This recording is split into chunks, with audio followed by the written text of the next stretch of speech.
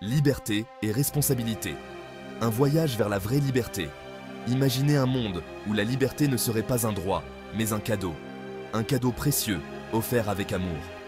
C'est le message de Paul aux Galates. Un message puissant, révolutionnaire. Il nous appelle à une vie nouvelle, libérée du péché. Dans l'Épître aux Galates, chapitre 5, versets 13 à 26, Paul nous guide. Il nous montre le chemin vers la vraie liberté. Pas une liberté égoïste, mais une liberté en Christ. Une liberté qui transforme, qui donne un sens à notre vie. Ce voyage ne sera pas facile. Il y aura des épreuves, des combats. Mais la récompense est grande, la vie en abondance, promise par Jésus.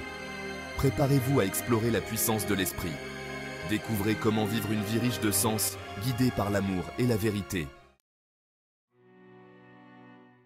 Le piège de la chair, l'histoire de David.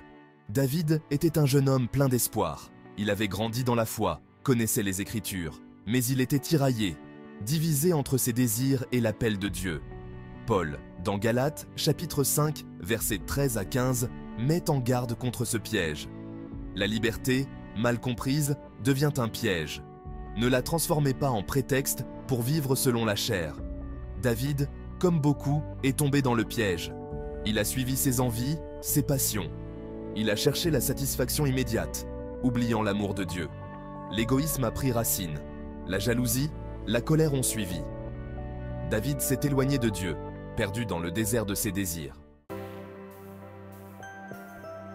L'appel à l'amour, dépasser l'égoïsme. Paul, dans Galates, chapitre 5, versets 16 à 18, offre une solution. Vivez selon l'Esprit. C'est un appel à l'amour, à la compassion. Un appel à dépasser l'égoïsme, à se tourner vers les autres. David a entendu cet appel, faiblement, au fond de son cœur. Il a réalisé que sa poursuite du plaisir était vaine. Elle le laissait vide, insatisfait. L'amour, voilà la clé. Aimer Dieu de tout son cœur, de toute son âme. Aimer son prochain comme soi-même. C'est le commandement suprême, la voie vers la vraie liberté.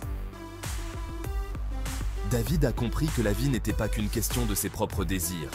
Il avait une mission, un appel à servir, à aimer. La bataille intérieure, combattre l'envie et la colère.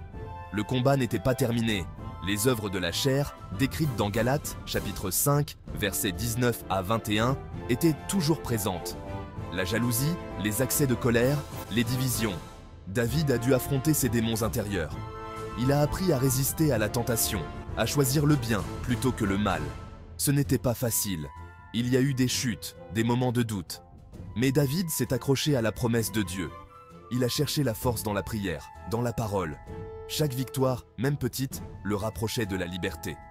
Il commençait à goûter aux fruits de l'esprit, décrits dans Galates, chapitre 5, versets 22 à 23.